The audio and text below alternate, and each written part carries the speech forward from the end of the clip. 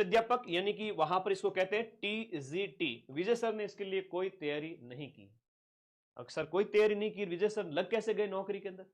ये इसके एग्जाम का पैटर्न ही ऐसा है कि जिसने सिविल की अच्छी तैयारी कर रखी हो, विजय सर उस समय सब इंस्पेक्टर पिछला भी दिया था 2018 वाला, और 2021 वाला तुरंत दिया ही था उस समय। तो इसके साथ साथ थानेदार का पेपर और 21 वाला, और ये दिल्ली गवर्नमेंट के अंदर भी इनका सिलेक्शन हो गया था, मात्र बहुत कम पोस्ट के अंदर ही। तो जिसमें टैलेंट होगा वो सिलेक्शन लेके जाएगा। उसमें विजय सर आपकी तरह रीट का भी पेपर दे रहे थे, रीट में भी इनके अच्छे स्कोर थे 125 से 30 के आसपास। तो इन्होंने बहुत शानदार चीजें, वो जो साइकोलॉजी वगैरह सब कुछ पढ़ रखा था, तो अलग से इनको कोई तैयारी करनी नहीं पड़ी और सिलेक्शन हो गया। अभी मैं आप लोगों को सारी चीजें बताऊंगा, आप लोग कहोगे कि वाकई में सर इतनी कम तैयारी से और बहुत लिमिटेड चीजों से सिलेक्शन हो सकता है क्या? फर्स्ट ग्रेड, सेकंड ग्रेड और रीट की तैयारी करने वाले जितने भी विद्यार्थी हैं वो सभी इसके लिए एलिजिबल है। इसके लिए कुछ शर्तें हैं। शर्तें क्या है? गाइडेंस के अभाव में कई बार क्या होता है कि बच्चे इसका फॉर्म भर नहीं पाते और इतनी बढ़िया बढ़िया मतलब नौकरी आपके हाथ से चली जाती है, आपको पता भी नहीं चलता है कि कैसी कैसी नौकरी आ रही है। तो आइए बात करते हैं इसके बारे में, DSSB की बात करते हैं। ठीक है, ये देखिए एग्जाम पैटर्न के बारे में बात करते हैं। मात्र 5 मिनट में सारी चीजें समझा दूंगा। 2 पेपर इसके अंदर होते हैं, पेपर 1 और पेपर 2।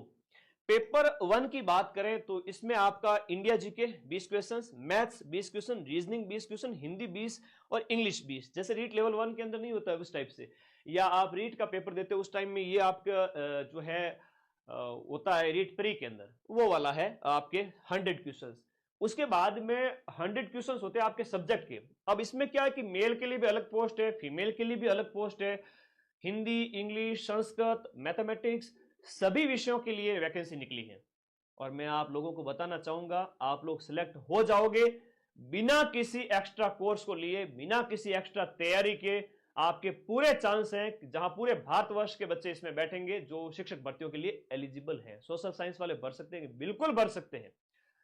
सब्जेक्ट 100 क्वेश्चंस का जो ये पेपर होगा, इसमें रीट वाले बच्चे, रीट वाले पूरे मैं कहूं लेवल 1 वाले मतलब लेवल 1 वाले एलिजिबल नहीं है, लेवल 2 वाले इसके एलिजिबल हो जाएंगे जिन्होंने सीटेट कर रखा है। अभी मैं उसकी योग्यता बताऊंगा। रीट लेवल 2, सेकंड ग्रेड और फर्स्ट ग्रेड के अंदर आपका सब्जेक्ट इस DSSB के सब्जेक्ट से 90% मैच करता है।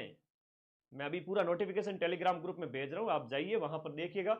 तो सब्जेक्ट जब 90% मैच कर रहा है और इधर आपने रीट प्री के अंदर ये पढ़ा या सीईटी वगैरह की आप तैयारी करते हैं, तो राजस्थान की हम बात करें समान पात्रता परीक्षा की आप तैयारी कर रहे हैं, तो उसमें ये सारे सब्जेक्ट आपको पढ़ने पड़ते हैं। और फिर ये आपका विद्यालय विषय जो है आप मजबूत कर रहे हो रीट के अंदर, और इसके साथ साथ सेकंड ग्रेड के अंदर।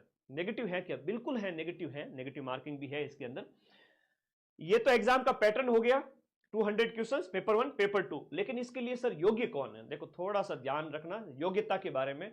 आप में से कई सारे विद्यार्थी है वो 1 लाख रुपए की ये नौकरी, पर मंथ 1 लाख रुपए मिलता है ना।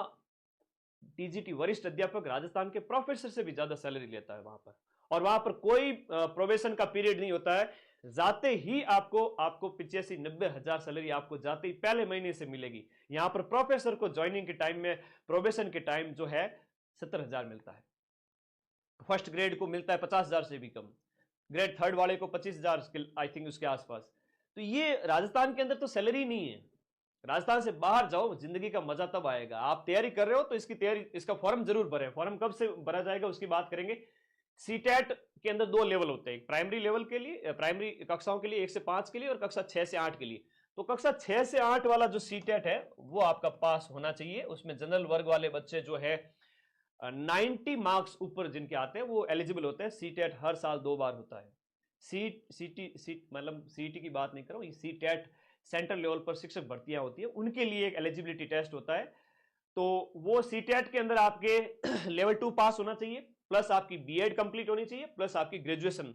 तो ग्रेजुएशन के अंदर जैसे मान लो आपने मैथ से फॉर्म भरेगा, अभी आप जैसे मान लो मैथ से फॉर्म भरोगे, कोई विद्यार्थी हिंदी से फॉर्म भरेगा, कोई एसएस से फॉर्म भरेंगे, तो आपका मैथ है वो आपका, देखो यहां पर स्नातक, बीएड और सीटेट तीनों में होना चाहिए। एक बहुत बड़ी बात बताता हूं, समान विषय। इस मामले में कई सारे योग्य विद्यार्थी है वो बाहर हो जाते हैं।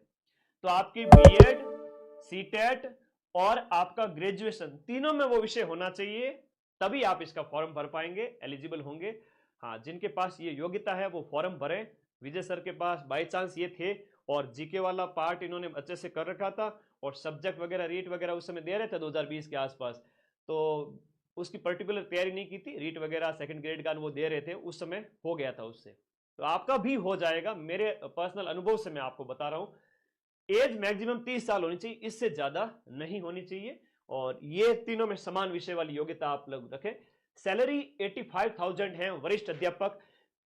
इसमें ग्रेड पे की बात करें, 4600 ग्रेड पे की वैकेंसी है। 4600 ग्रेड पे की बात करूं तो मैं राजस्थान के अंदर 4600 ग्रेड पे के अंदर आरएस ऑफिसर, आई थिंक उसका थोड़ा सा 5400 के आसपास होता है।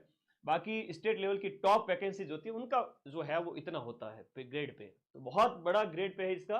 85,000 प्रोबेशन के अंदर फुल सैलरी मिलती है। मतलब आप जब ज्वाइन करोगे ना तो आपको सैलरी कम नहीं मिलेगी, जैसा राजस्थान के अंदर होता है कि भाई जाते ही 30-40 हजार है ना, फर्स्ट ग्रेड के अंदर 40-45 ऐसा कुछ, और उसके बाद में 2 साल के बाद में सैलरी बढ़ेगी। इसमें ऐसा नहीं है, जाते ही 85,000 आपके खाते में पहले ही महीने से सैलरी।